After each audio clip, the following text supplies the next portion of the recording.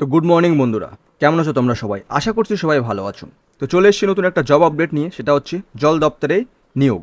ঠিক আছে, 2026 সালে নতুন যে কিছু কিছু রিক্রুটমেন্ট হচ্ছে তার মধ্যে এটা অন্যতম একটা রিক্রুটমেন্ট, যেখানে 5,726টি যে স্থায়ী পদ সংখ্যা নিয়ে সরকারি চাকরি একদম। তো কি আছে, ন্যাশনাল ওয়াটার ডেভেলপমেন্ট এজেন্সি বা NWDA গ্রুপ সি পদ। তো চলো বিস্তারিত দেখে নেই। যে নিয়োগকারী সংস্থা তো আমরা বললাম যে NWDA national water development agency. চাকরির ধরন কি 100% পার্মানেন্ট পোস্ট এখানে থাকছে। ঠিক আছে, মোট শূন্যপদ রয়েছে 5,726টি। ওকে, এবার দেখবো কারা কারা আবেদন করতে পারবেন। এখানে বলে রাখি যে এখানে অল ইন্ডিয়া বেসিস আবেদন করতে পারবে এবং পশ্চিমবঙ্গের টোটাল 23টি জেলা থেকে এখানে আবেদন করতে পারবে। তো এখনও অবধি যারা তোমরা অ্যাপ্লাই করোনি তারা অ্যাপ্লাই করতে পারো, কিন্তু এখনও অবধি মেবি অ্যাপ্লাইয়ের যে লিঙ্ক সেগুলো এখনও অবধি ডিক্লেয়ার হয়নি। জুনের মাঝামাঝি সময়ের মধ্যে তোমরা অ্যাপ্লাই করতে পারবে। তো তার আগে পুরো প্রসেস, কারা কী কী ধরনের সিলেবাস হতে পারে, সমস্ত বিষয় নিয়ে আজকে কথা বলবো। তো ভিডিওটা তোমরা শেষ অবধি দেখবে। তো চলো দেখো, নেক্সট যে কথা সেটা হচ্ছে যে বয়স সীমা এবং ছাড়। তো আমরা সবাই জানি যে আমাদের এজ রিল্যাক্সেশন হয়েছে। তো দেখো, সাধারণ পদের জন্য 18 থেকে 27 বছর এজ অবধি তোমরা অ্যাপ্লাই করতে পারবে, রাইট? এবং অফিসার পদ হতে গেলে তোমাকে 21 বছর থেকে 30 বছরের মধ্যে অ্যাপ্লাই করতে হবে, যেখানে ওবিসি প্রার্থীদের জন্য +3 বছর বয়স এজ রিল্যাক্সেশন আছে, এবং SC/STর জন্য 5 বছর এজ রিল্যাক্সেশন আছে, এবং PWD জন্য যেটা থাকবে সেটা তো অলরেডি সেখানে আছে, কোনো প্রবলেম নেই। দেখো, যদি বলি পদের বিবরণ ও শিক্ষাগত যোগ্যতা কী আছে, যে জুনিয়র ইঞ্জিনিয়ার বা সিভিলে থাকছে 130টি পদ, যেখানে সিভিল ইঞ্জিনিয়ারিং এবং ডিপ্লোমা বা বিটেক তোমাদের লাগবে। এবং জুনিয়র অ্যাকাউন্ট অফিসারে তোমাদের লাগবে 86টি ভ্যাকান্সিস আছে, যেখানে লাগবে বিকম পাস বা BBA হলেও সমস্যা নেই, এবং 3 বছরের অভিজ্ঞতা তোমাদের এখানে লাগবে, রাইট? মানে অ্যাকাউন্টস ডিপার্টমেন্টে হতে গেলে তোমাকে অ্যাটলিস্ট কমার্সের ব্যাকগ্রাউন্ড থেকে আসা লাগবে। এবার দেখো, ড্রাফটসম্যান বা গ্রেড 3 যে তোমার বা গ্রেড 3 যে লেভেল যে অফিসার, সেখানের জন্য তোমাদের শূন্যপদ রয়েছে 368টা। ওকে, এবং এর জন্য তোমাদের অনলি ITI পাস করলে যথেষ্ট। এবার আছে আপার ডিভিশন ক্লার্ক বা UDCর জন্য টোটাল ভ্যাকান্সিস আছে 1697।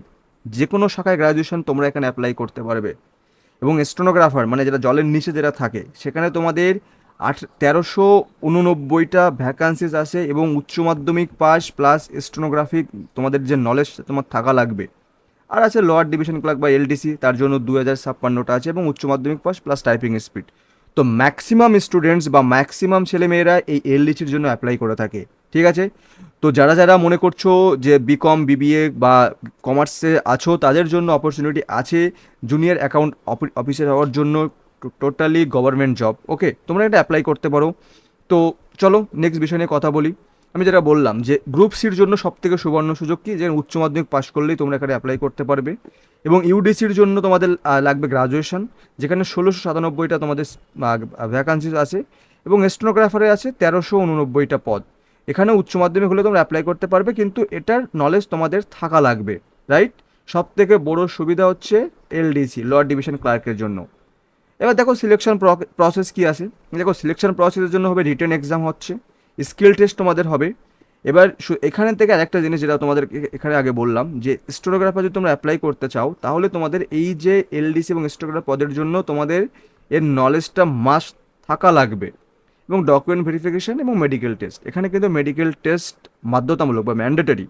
উইদাউট মেডিকেল টেস্টে কিন্তু তোমরা তোমরা মনে করো এই অবধি তোমরা কমপ্লিট করে ফেললে, তোমরা রিটেন এক্সাম পাস করলে, স্কিল টেস্টে পাস করলে, ডকুমেন্ট ভেরিফিকেশনে পাস করলে, কিন্তু এটা যদি তোমরা পাস না করতে পারো তাহলে তোমরা ফেল হয়ে যাবে। ওকে, এবার আসি লিখিত পরীক্ষার সিলেবাসে কী কী থাকছে। টোটাল 100 নম্বর, 100 প্রশ্ন। ইংলিশে থাকছে 25, জেনারেল অ্যাওয়ারনেস বা জিকে থাকছে 25, এবং জেনারেল ইন্টেলিজেন্স বা রিজনিংয়ে থাকছে তোমার 25, এবং ম্যাথমেটিক্স 25। তার মানে কি, তোমাদের ইংলিশ, জিকে, তারপরে তোমাদের GS বা GR বা রিজনিংয়ে থাকছে তোমাদের 25, এবং ম্যাথমেটিক্সে 25। টোটাল 4টে সাবজেক্টের উপরে তোমাদের 25 মার্কস থাকছে, টোটাল 100 মার্কস তোমাদের এখানে পাচ্ছ। এবার দেখো, যে স্কিল টেস্টের যে খুঁটিনাটি বিষয়টা অনেকের প্রশ্ন থাকতে পারে, যে স্কিল টেস্টের কী বিষয় হতে পারে। দেখো, LDC টাইপিং টেস্টের জন্য তোমাদেরকে 35 WPM হতে হবে, যেটা নর্মালি সব জায়গায় অ্যাপ্লিকেবল, সেটাই তোমাদের এখানে, অন্য কোনো ব্যতিক্রম নেই এখানে। এবং স্টেনোগ্রাফের জন্য কি, স্টেনোগ্রাফি এবং শর্টহ্যান্ডের প্র্যাকটিক্যাল জ্ঞান যাচাই করা হবে।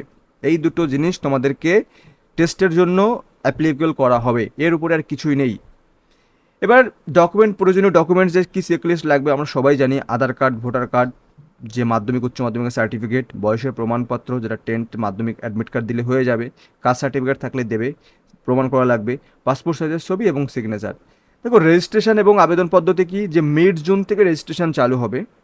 রেজিস্ট্রেশন হতে গেলে তোমাদের মোবাইল নাম্বার এবং ইমেল আইডি লাগবে, ডকুমেন্ট আপলোড, সিগনেচার এবং প্রয়োজনীয় যে সার্টিফিকেট সেগুলো তোমরা আপলোড করবে, ফর্ম ফিল আপ এবং শিক্ষাগত যে যোগ্যতা এবং অন্যান্য তথ্য তোমরা পূরণ করবে এবং ফাইনাল সাবমিট করে তোমরা প্রিন্ট আউট সংগ্রহ করবে। এবং এই হলো টোটাল তোমাদের গাইডলাইন্স। তো এখনও অবধি যারা অ্যাপ্লাই করছো না বা এখনও অবধি যারা ডিসিশন নিতে পারছো না যে কী করবো, তারা একবার এই ফর্ম ফিল আপটা তোমরা করতে পারো। ভালো অপরচুনিটি, পার্মানেন্ট পোস্ট। তো আশা করছি ভিডিওটা তোমাদের ভালো লেগেছে। আর যদি ভিডিওটা তোমাদের ভালো লেগে থাকে তাহলে চ্যানেলটাকে অবশ্যই সাবস্ক্রাইব করে ভিডিওটা একটা লাইক করতে ভুলবে না।